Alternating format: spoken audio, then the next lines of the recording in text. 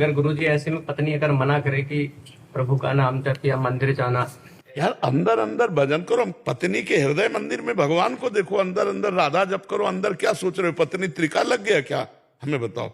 त्रिका लग गया तो नहीं कि तुम क्या सोच रहे हो? अगर वो माता पिता की सेवा ना करे फिर हम नहीं मानेंगे।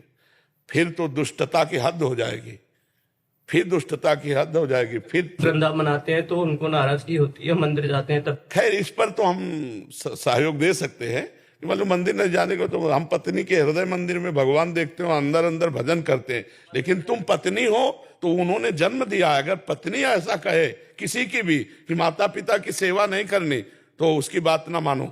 माता पिता पहला अधिकार पत्नी का नहीं, पहला अधिकार माता पिता का है कि जिन्होंने मुझे पैदा किया और जिन्होंने मुझे पति बनने लायक तेरे बनाया, उनकी सेवा नहीं छोड़ेंगे।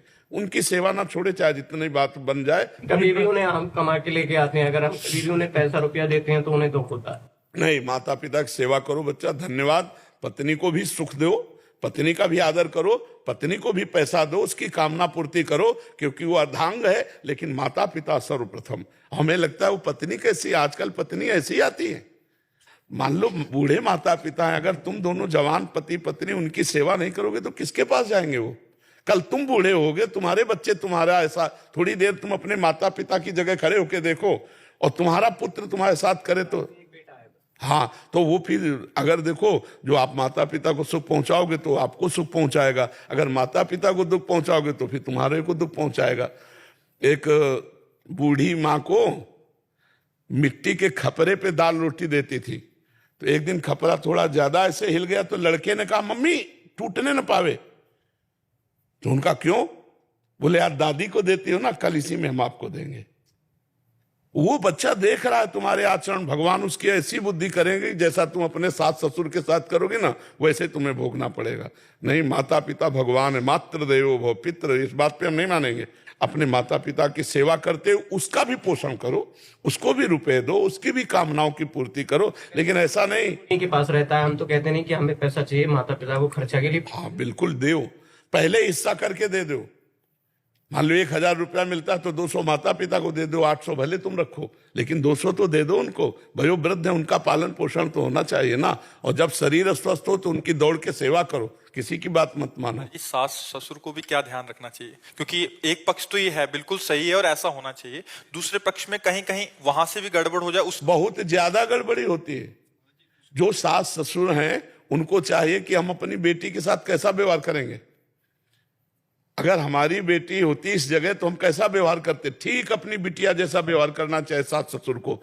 सास ससुर को बहू मान करके, उसे नौकरानी मान करके या दूसरे की बेटी मान करके अपमानित नहीं करना चाहिए, उसका शोषण नहीं करना चाहिए। अपनी बेटी को जैसे हम प्यार से, ऐसे अगर बहू को रखें तो हमारा जीवन मंगलमय हो जाएगा। लेकिन कुछ सास ससुर ऐसे होते हैं जो आई हुई कन्या को, दूसरे के यहाँ से जो आई है अपनी बहू बनी है, उसके साथ बहुत गलत बर्ताव करते हैं। हाँ, ऐसे बहुत से हमने खुद सुने हैं कि वो गलत व्यवहार करते हैं। नहीं करना चाहिए, नहीं दुर्गति होगी। यहाँ नहीं दुर्गति होगी तो भगवान के यहाँ दुर्गति होगी। तुम्हारे यहाँ वो आई हुई कन्या है, अगर तुम उसका आदर नहीं करते, उसके साथ मतलब कठोर व्यवहार करते हो, गलत व्यवहार करते हो तो तुम्हारी दुर्गति हो जाएगी। पहली बात तो यही हो जाएगी और यहाँ बचेगी तो नरक में हो जाएगी। इसलिए बहुत सावधान रहना चाहिए। ऐसा नहीं है कि आई हुई गृह लक्ष्मी को सताया जाए। जो नववधू आती है वो गृह लक्ष्मी है, हमारे कुल परंपरा को चलाने वाली है, वो कोई साधारण नहीं है। अगर उसको आप अपमानित करेंगे, और जिसके घरों में स्त्री को दुख दिया जाता है उनके घरों में कभी लक्ष्मी नहीं टिकती, ये ध्यान रखना। जहां स्त्रियों को मारा पीटा और मतलब उनको नीचा दिखाया जाता है, संपन्न नहीं हो सकते वो, स्त्री संपन्न सुखी नहीं हो सकते।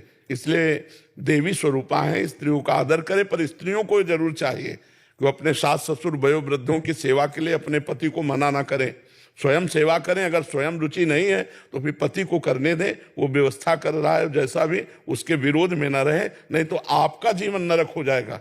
आपके लड़के आपके साथ जब ऐसा व्यवहार करेंगे तो फिर जीवन बहुत नरक हो जाएगा। आज तुम वयो वृद्धों को दुख दोगी तो कल तुम्हारे लिए तुम्हारे बच्चे, तुम्हारी संतानें तुम्हें दुख देंगी। शरीर स्वस्थ है यार, खूब माता पिता की सेवा करो, परिवार को सुखपूर्वक चलाओ। मनुष्य जीवन बड़ा दुर्लभ है, दुर्लभ देह मिली तो आनंद लूटो। यहाँ क्लेश, अशांति, नाना प्रकार की गलत आचरण वाली वृत्तियां, ये सब त्यागो, आनंद में जीवन व्यतीत करो। अरे जी, इसमें सबसे ज्यादा रोल पति का रहता है, पत्नी की तरफ और माता पिता की तरफ। पति का बहुत ज्यादा रोल होने के कारण उनके दोनों के बीच सामंजस्य बिठाने के लिए उसका क्या रोल होना चाहिए हमारा? बहुत बहुत सुंदर बात है, क्योंकि देखो पति को बहुत धैर्यवान होना चाहिए, क्योंकि वो भी इनको सुनाएंगे, ये भी इनको। हाँ, बहुत धैर्यवान होना चाहिए।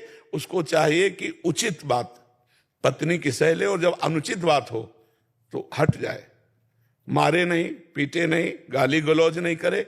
और माता पिता जब उचित या अनुचित दोनों बोले तो उसको सह जाए, कभी उनको गाली गलौज न करे, कभी उलटकर जवाब न दे।